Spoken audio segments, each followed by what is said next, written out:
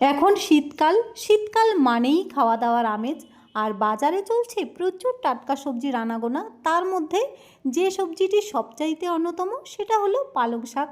আজকে পালং শাক দিয়েই আমি পনির বানিয়ে দেখাবো, তবে একদমই অভিনব পদ্ধতিতে।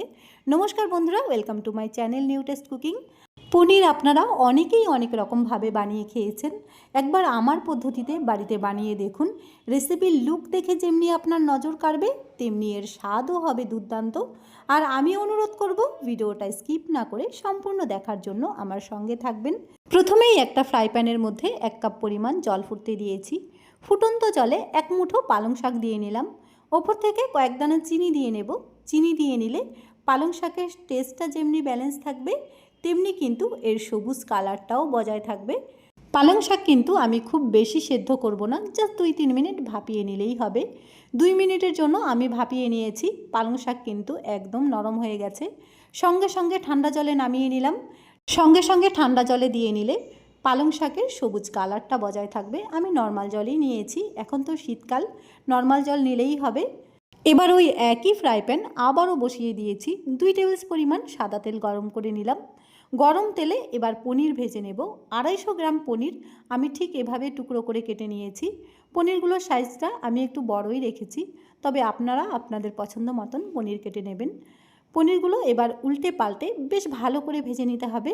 ভিডিওর মাঝখানে ছোট্ট একটা অনুরোধ করব, আমার ভিডিও যদি আপনাদের কাছে ভালো লেগে থাকে ভিডিওতে একটা লাইক করতে ভুলবেন না। পাশাপাশি চ্যানেলটিকে সাবস্ক্রাইব করারও অনুরোধ রইল। আমি সবসময় নিত্য নতুন ভিডিও আপলোড করতে থাকি।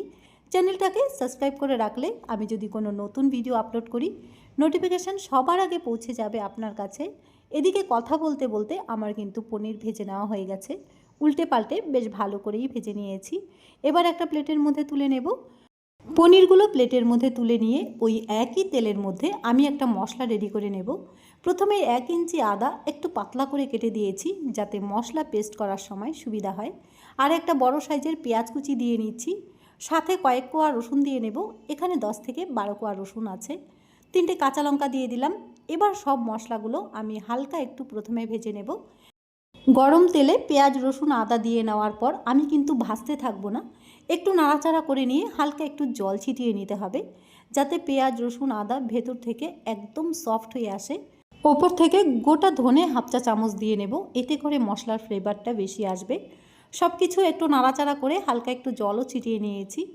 এবার লো আঁচে 1 মিনিটের জন্য ঢাকা দিয়ে রেখে দিতে হবে, যাতে পেঁয়াজ রসুন আদা ভেতর থেকে নরম হয়ে আসে। ঢাকনা খুলে নিয়ে একটা মিডিয়াম সাইজের টমেটো দিয়ে দিচ্ছি।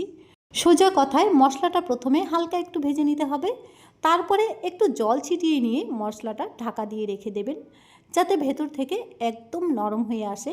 আর দেখুন, মশলাটা দেখেই বোঝা যাচ্ছে যে পেঁয়াজ রসুন আদা ভেতর থেকে একদম নরম হয়ে গেছে।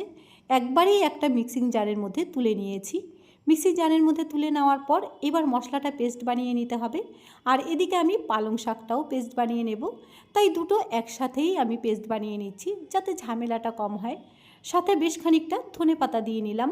এবার সব কিছু একসাথে একটা পেস্ট বানিয়ে নেব। তারপরে রান্নাটা একবারেই বসিয়ে দিতে হবে।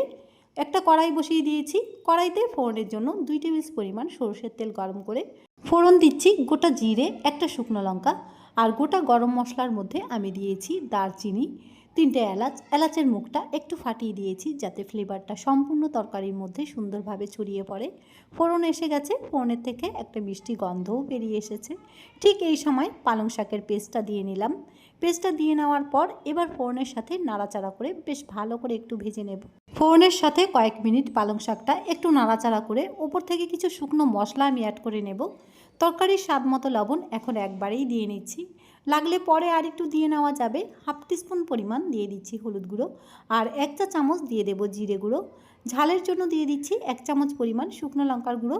মশলা পেস্টের সময় 3টে কাঁচা লঙ্কাও দিয়েছিলাম, তাই ঝালের পরিমাণটা একটু বুঝে দেবেন। সব মশলাগুলো এবার সুন্দরভাবে কষিয়ে নেব।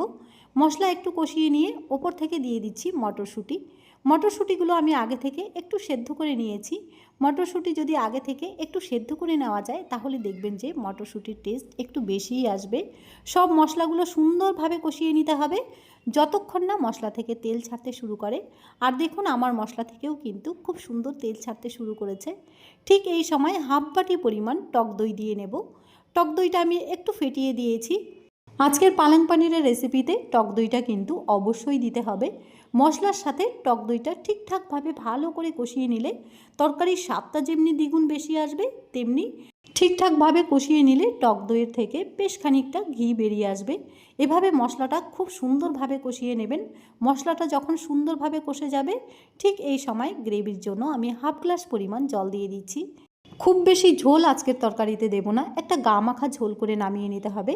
ঝোলটা যখন হাফ ইঞ্চি কমে গেছে, ঠিক এই সময় ভেজে রাখা পনিরগুলো দিয়ে নিলাম। পনিরগুলো দিয়ে নেওয়ার পর এবার বেশ ভালো করে ঝোলটা ফুটিয়ে নেব। ঝোলটা কিন্তু অনেকটাই ফুটে গেছে আর গ্রেভিটাও অনেকটা ঘন হয়ে এসেছে। এবার রেসিপিটা নামিয়ে নিতে হবে। নামানোর আগে হাফ টিস্পুন পরিমাণ গরম মশলার গুঁড়ো দিয়ে নিলাম। তবে এই রেসিপিতে আপনারা যদি চান তাহলে কসুরি মেথিও ব্যবহার করতে পারেন। আমি গরম মশলার গুঁড়ো দেওয়ার পর একটু নাড়াচাড়া করে গ্যাসটাকে অফ করে দিয়েছি। এটাই কিন্তু রান্নার ফাইনাল লুক। পালং পনির আমাদের প্লেন রাইস, রুটি সব কিছুর সাথে পরিবেশন করার জন্য একদম রেডি। একদম নতুন পদ্ধতিতে পালং পনিরের রেসিপিটা কেমন লেগেছে কমেন্ট করে জানাতে ভুলবেন না। ভিডিওটা ভালো লেগে থাকলে লাইক, শেয়ার, সাবস্ক্রাইব অবশ্যই করবেন। ফিরে আসবো নতুন একটি রেসিপি নিয়ে।